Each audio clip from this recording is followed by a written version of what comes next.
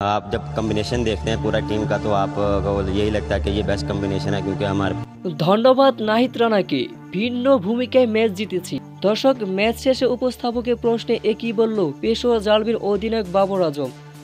দর্শক, খবরের বিস্তারিত জানতে ভিডিওটি না টেনে শুরু থেকে শেষ পর্যন্ত দেখুন। আজকের ম্যাচে ইসলামাবাদের বিপক্ষে একাদশে জায়গা মেলেনি বাংলাদেশি গতি দানব নাহিদ রানার।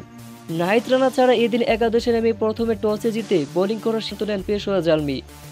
জবাবে ইসলামাবাদ দারুণভাবে শুরু করল। মাঝপথে পেশোয়া জালমি বোলারদের দাপটে 134 রানে গুটিয়ে যায়। জবাবে ব্যাটিংয়ে প্রথমে একটু ব্যাকফুটে গেল নাহিদ রানার দল, তবে শেষ মুহূর্তে সাদাত ও বাবর আজমের দায়িত্বশীল ব্যাটিংয়ে খুব সহজে ম্যাচ জিতে পেশোয়া জালমি।